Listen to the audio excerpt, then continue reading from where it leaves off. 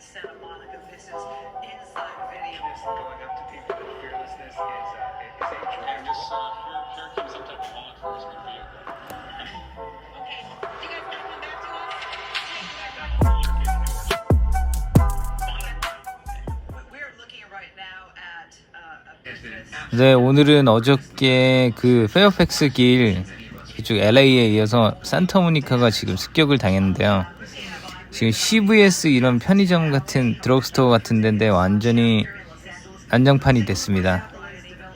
아, 진짜 이거 일하는 사람도 그렇고 업주 얼마나 지금 속이 타겠습니까? 네, 평화적인 시위가 좀 이어졌어야 되는데 이렇게 자꾸 폭력적인 쪽으로 변질되는 것 같아서 좀 저도 이 지금 영상을 같이 보면서 가슴이 좀 아프네요.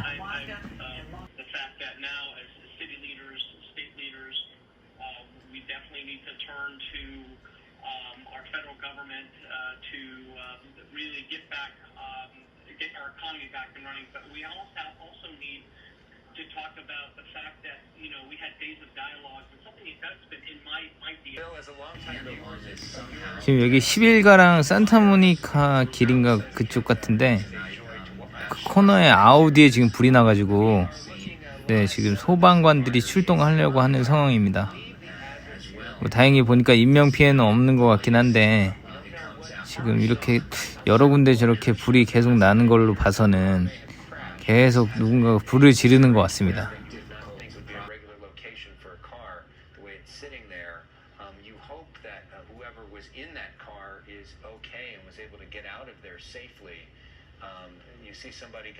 And this here comes some type of law enforcement vehicle. And this car was set on fire a short time ago, and that thick black smoke is visible from quite a distance. There's some sirens coming in. Maybe this is the fire department. And you see, Phil, too, the other car, the tires have been flat. 이건 지금 경찰차 셰리프 지금 차에 불이 지금 붙은 상태고요. 뒷차는 지금 펑크가 났네요, 타이어에. 네, 그래서 지금 소방관들이 출동하고 있는 상황입니다.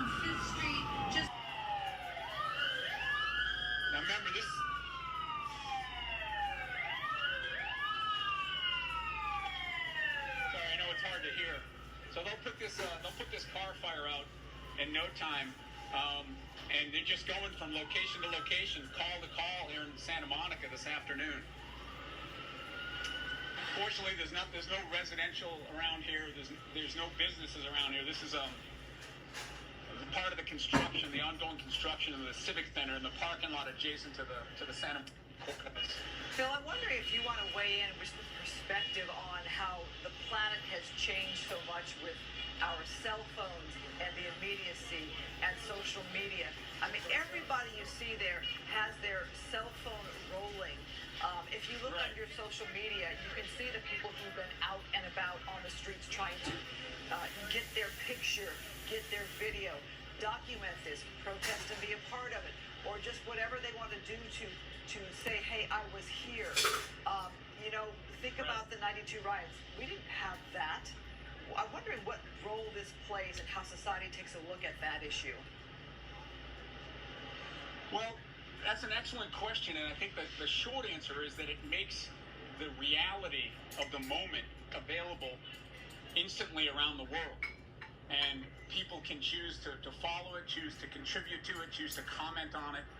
And it's the so-called citizen journalist. Almost everyone's a reporter now. Almost everyone.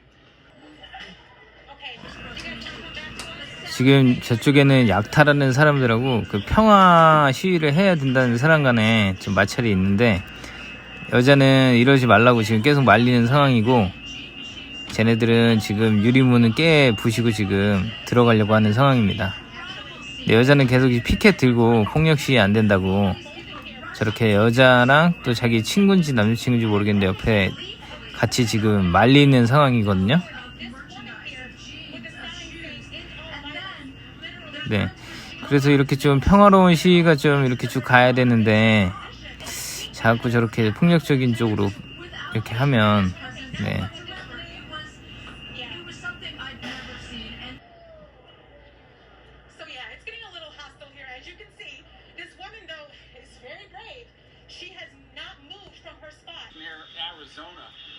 the sheriff's department's here supplementing Santa Monica PD. They are telling people on the sidewalks there is a 4 o'clock curfew, go home. Some people are paying attention, some people aren't. And Alex and Christine, you just see this, just the aftermath of the looting and the destruction and the vandalism here. This is just across the street and about 10 buildings up from where we saw that fire raging in the restaurant about a half an hour ago. This is sort of the epicenter of the destruction here, 4th and Santa Monica, 4th and Broadway. And the police are here, and 100 feet away from the police officers are people who are walking across the street with arms full of looted merchandise, brand new boxes and clothes still on hangers. The strategy at this point is just to hold the line where they are and let those people, I guess, leave with their merchandise. The Santa Monica police are here, the sheriffs are here, the fire department's here, the LAPD choppers overhead, and the police chief was on a short while ago encouraging people to go home, but like we saw yesterday, the people that need to hear the message aren't watching TV. So Phil, you're saying that these guys are literally like walking with the box that they clearly just stole. They got no receipt. They're coming out, and the police are just watching them walk away. Yeah, 100 feet in front of them. I mean, their arms are loaded with merchandise. I saw one woman with a bicycle, possibly homeless. She had so much in her arms and on stuffed into the baskets on her bike that she couldn't even handle it all. Look, here's people coming out of the garage with their arms full of merchandise. So, it's a terrible day in Santa Monica. That's the simplest way to explain it. Now, there are still people on the streets. There's still people running in different directions. The sound, you hear the alarms from the stores that were broken into blaring. The fire's out, fortunately, and the worst of the looting seems to be over. But there's just still people like randomly walking across. Here we go. See people coming right out of the parking structure here. Across from the Chase Bank on 4th, just south of Arizona. Look at the sidewalks. It's littered with empty boxes, smashed glass, wooden hangers, clothes, random sneakers. Here we go, guys, with boxes of stuff. Wow.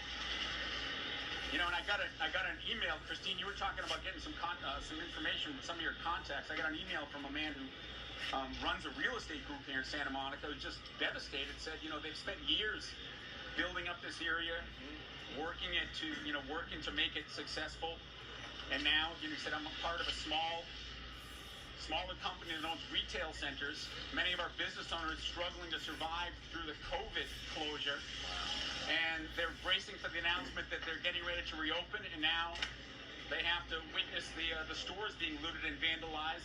And after years of hard work, it's just gone.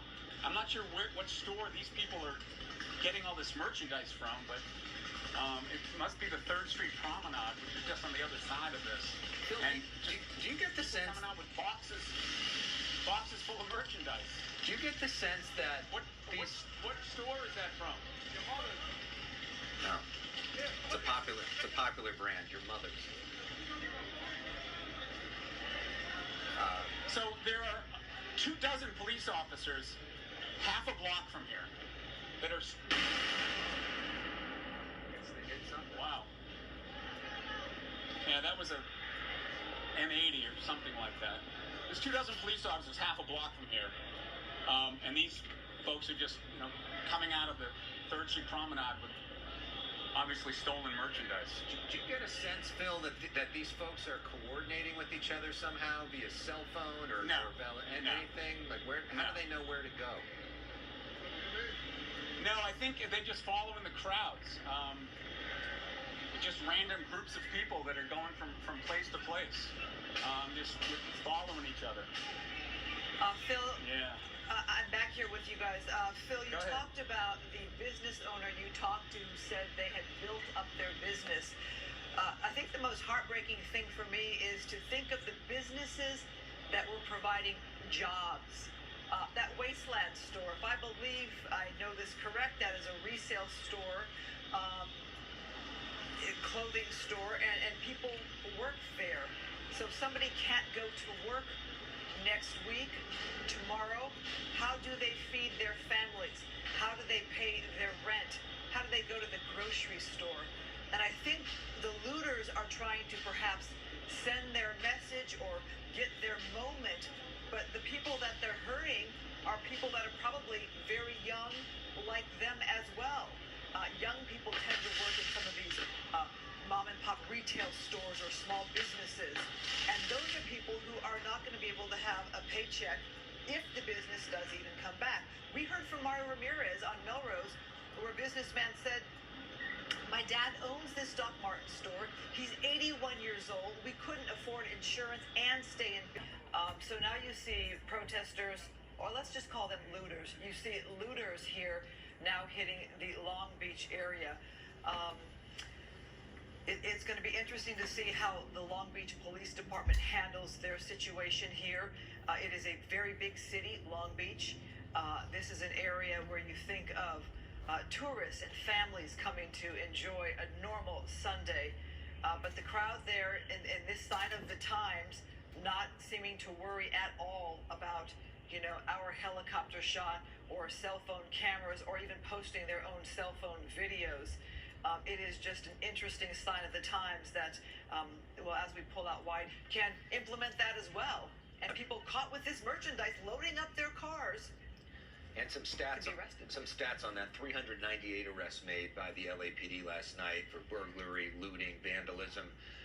But there was a whole lot of people that weren't arrested too. I mean, there were so many people that were able to get away, and you wonder about the resources of individually tracking all these people down and how much work that will be. And also how coronavirus and everybody wearing masks. This is in Santa Monica. This is right by the Bristol Farms there. This is a place that's been very popular during the lockdown, being looted. We've heard that hundreds of people have gone in to loot this store. Kevin Takumi in Skyfox overhead. Kevin, what are you seeing? Yeah, you can see people going in and out of the store there. A lot of them are coming up with that one guy there right there has got a bat. Yeah, but a lot of people have been, cars have been just like coming up. A couple of people run inside, they run out, and they take off again. So, you know, it's like these they're doing this hit and run on a lot of these businesses here. Where they're in a vehicle so they can get away fast. They're coming in, they're hitting it, and then taking off. But doesn't look like, it looks like this has been broken into for a while. So it looks like some people are coming in, they're coming out empty-handed. But no police presence here. This is much farther to the east of Santa Monica. So this is once again kind of one of those opportunistic things. But you can see some guys that ran in there. Some people are running out with some stuff. Some people are running out with empty-handed. So it all kind of depends on what they're looking for. Okay, you got LAPD just rolling up on it now. Okay, and they have been arresting. They have been arresting anybody that comes out of any of these businesses that are being looted here. They are very quickly taking them into custody. So right now you can see they're setting up on the front door here. And there's got to be still people inside at the moment they rolled up on it. Some rumors about this particular location for a little bit of time now, and they may have been seeing some of this as well. This is a location. Corner of 4th and Broadway, there is a huge gathering of Black Lives Matter's protesters. 그래서 Black Lives Matter 그 뜻이 뭐냐면 BLM이라고 이렇게 써 있어요. 다니다 보면 저기 피켓에 써 있잖아요. 그게 흑인의 삶도 소중하다 뭐 이런 뜻이에요. 그래서 이번에 죽은 그 흑인 시민에 대한 그런 시위를 하고 있는 겁니다.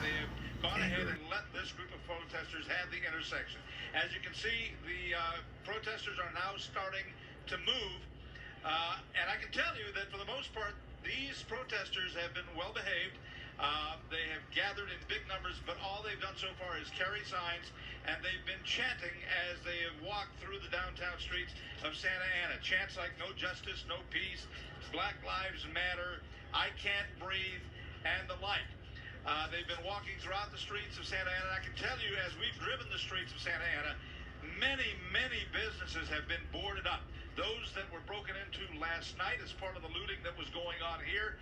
But in the meantime, other businesses have been proactive, and they have boarded up their fronts just to protect those businesses from being attacked as however things might develop with tonight's march.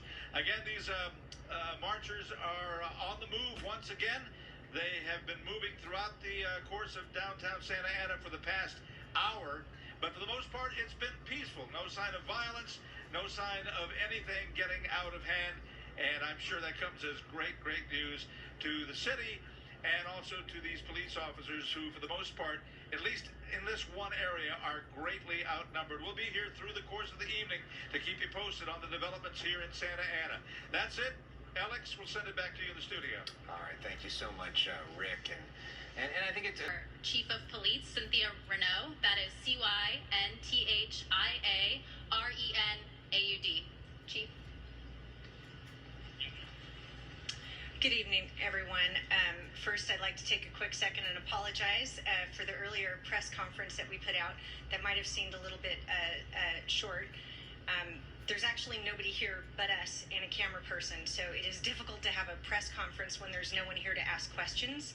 And I think it made our press conference look short. So, difference between those peaceful protesters and those who are just coming to cause problems. A friend of mine was just texting me something that Bill Malugin and I have talked a lot about, having been in the fields for so many years and seeing some of these Antifa protesters up close. If you notice the difference, most of the Antifa protesters, just to describe so you can, as you watch our coverage, are almost always dressed in all black. Many of them have hair colored in different ways. They're usually white individuals, and almost always they wear backpacks where they keep some of their weapons hidden. So those folks are not usually the Black Lives Matter protesters that are out there to talk about George Floyd. Those are people that are out there to cause problems. And earlier today, the President of the United States designated Antifa a terrorist organization. So we look live in Long Beach right now, where some of those protests continue. You see a large setup there, Christine, of Long Beach police out in force. Alex, I just want to get back to something you said about Antifa, and they are all dressed in black, often very well hidden so they can't be discovered. And also, we saw that footage where a woman was trying to protect the business in Santa Monica, and two men all in black, completely covered up with a hammer. That's what they're known for, because they want to break windows. Right. Antifa usually comes with hammers. There you go. All right, we're going to check in now from Long Beach to downtown LA. Our Christina Gonzalez is there on the ground there. Christina.